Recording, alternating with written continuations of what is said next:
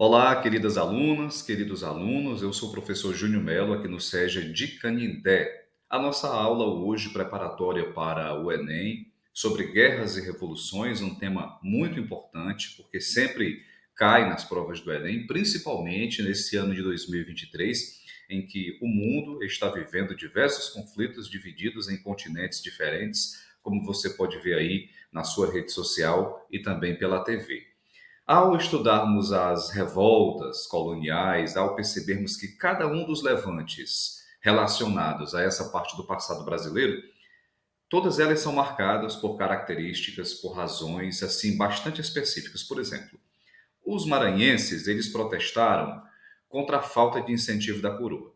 Olinda acabou entrando numa briga, num conflito com quem morava em Recife.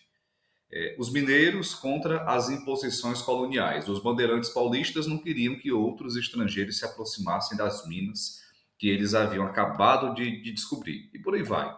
Então, eu trouxe para você aqui uma linha do tempo em que você pode acompanhar a evolução dos principais conflitos levantes acontecidos com o Brasil de forma interna e dizer que o Enem sempre aborda essas questões não para versar sobre datas, sobre períodos, mas para trazer detalhes que são peculiares, características, coisas que podem ser de fato associadas aos tempos atuais, como por exemplo aí, vamos falar um pouquinho sobre esse primeiro ponto da linha do tempo. Aí depois você printa a tela, dá pause, busca outras fontes de pesquisa para aprofundar o seu conhecimento, tá bom? A Guerra dos Emboabas, como você vê aí logo no início da nossa linha do tempo, ali na primeira metade do século XVIII, ela foi um primeiro conflito ocorrido, né, na região das Minas e envolveu bandeirantes, envolveu os primeiros aqueles que chegaram, né, que encontraram esse material precioso contra os estrangeiros, que eram pessoas de dentro do Brasil e pessoas também que vinham de Portugal. A Guerra dos Mascates deve ser observada pelo querido aluno que está aí se preparando para o Enem como um conflito pelo poder local. Aí é muito importante fazer essa distinção, tá? Porque algumas questões podem vir na sua prova, se de repente esse assunto for abordado, dizendo que a Guerra dos Mascates tinha como objetivo ser separatista, ou seja, separar Pernambuco de outra capitania, mas não. O conflito se deu entre Olinda, que detinha o poder político, contra Recife, que tinha o poder econômico.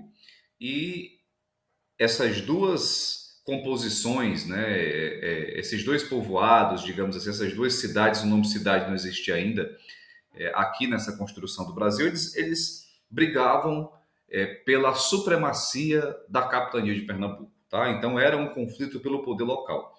Diferentemente da Inconfidência Mineira e da Conjuração Baiana, que está aí também na sua linha do tempo.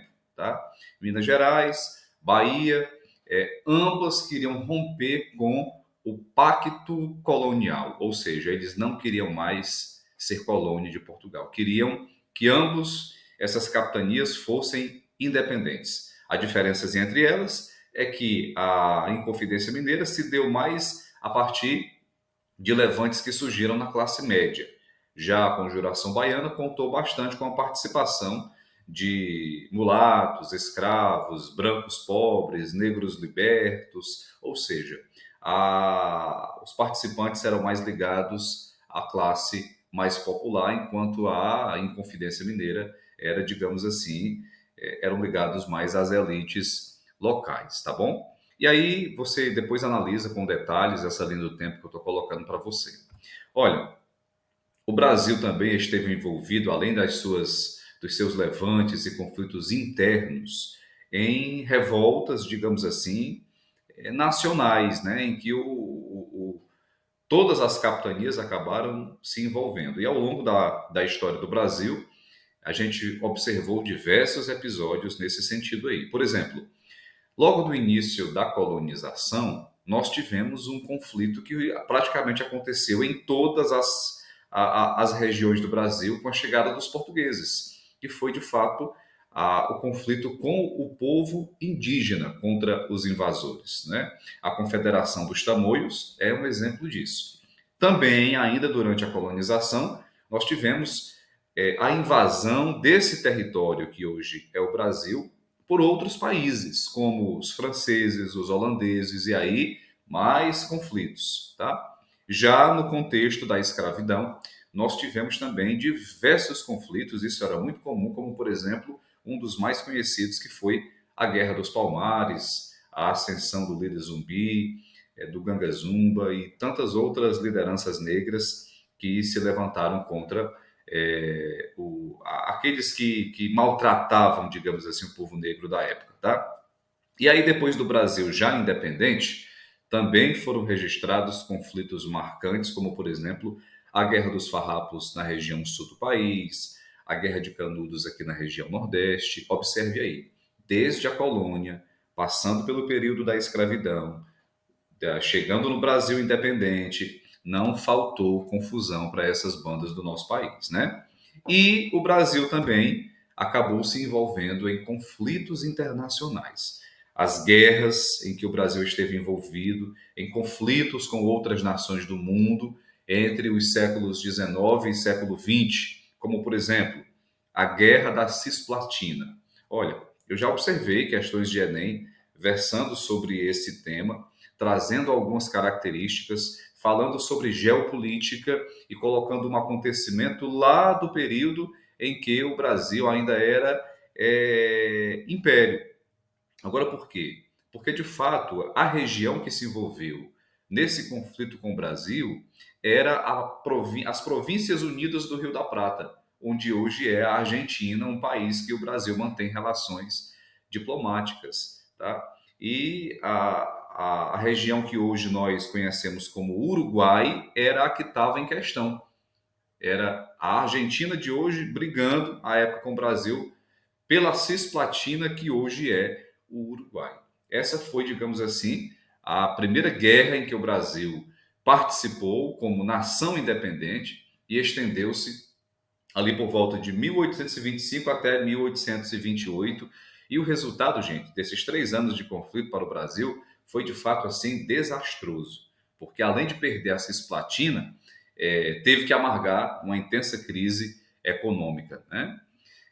Outra guerra em que o Brasil participou, e essa foi muito mais marcante, foi a Guerra do Paraguai, o conflito armado ocorrido entre os anos de 1864 até 1870. Né? Os países envolvidos eram Paraguai, Argentina, Uruguai, Brasil, mas é importante que façam a seguinte distinção. O Brasil acabou se unindo ali com a Argentina e com o Uruguai para formar uma espécie de tríplice aliança para lutar contra Portugal, aliás, contra Paraguai. E porque o Paraguai pretendia anexar territórios do Brasil, pretendia anexar territórios da Argentina. Igualmente estava em jogo o controle pela Bacia da Prata. Então, a guerra do Paraguai ela terminou com a vitória da Tríplice Aliança, mas, gente, olha só esses números aqui, né? Mais de 50 mil pessoas mortas do lado do Brasil, 280 mil, mais ou menos, mortas do lado do Paraguai. Ou seja, uma guerra que trouxe números desastrosos para o Brasil do ponto de vista, né, de baixas, e esse foi um conflito marcante que também, em muitas ocasiões, são abordados no Enem, tá? E eu quero ainda colocar que o Brasil teve uma participação na Primeira Guerra Mundial, uma participação tímida, não com a presença de soldados, mas ofertando, digamos assim, uma logística, o que inclusive garantiu a presença do Brasil em conferências importantes do pós-Primeira Guerra, e uma participação mais intensa, com o envio de soldados lá para a Segunda Guerra Mundial para lutar na Itália, aproximadamente 1.500 soldados de baixa por parte do Brasil. É um tema também que é importante o nosso querido aluno e aluna ficar atento, que é a Segunda Guerra Mundial. Há sempre uma questãozinha ali sendo colocada, contextualizada com os dias atuais, tá? Então, eu estou só pincelando aqui alguns conteúdos que nós entendemos que de repente podem cair. guerras, revoluções, levantes, sempre estão presentes nas provas do Enem e são abordadas de forma diferente. Acredito que principalmente esse ano em que a gente, de fato, vai ter aí uma questão muito forte, né, por conta desses conflitos que estão acontecendo mundo afora, tá bom? As missões de paz, o Brasil teve diversas missões de paz, como você pode observar aí na Angola, no Moçambique, Timor-Leste, Haiti, tá? E essas missões de paz e essas reconfigurações do Brasil após participar de diversos conflitos foram muitos, porque pós 1945, quando o Brasil saiu da Segunda Guerra Mundial, ele passou por uma profunda mudança, digamos assim, do ponto de vista geográfico, do ponto de vista econômico, do ponto de vista político. O Brasil passou, digamos assim, a se envolver de maneira mais forte com a democracia, com os movimentos libertários. Claro, tivemos uma ditadura aí a partir de 64 até mais ou menos ali 85, mas o Brasil teve um compromisso muito forte com a questão de uma economia mais voltada para o mundo, de abraçar as missões de paz, tudo isso fruto de suas decisões anteriores, né, de se envolver e de um histórico muito intenso de conflitos internos aqui no nosso país, tá? Então, uma rápida pincelada para que você possa despertar aí para alguns conteúdos nesse sentido: levantes, guerras internas, guerras nacionais, guerras internacionais. Esse é um assunto que sempre está presente na prova do Enem. Boa sorte, tenho certeza que o sucesso e a vitória virá nessa prova do Enem de 2023.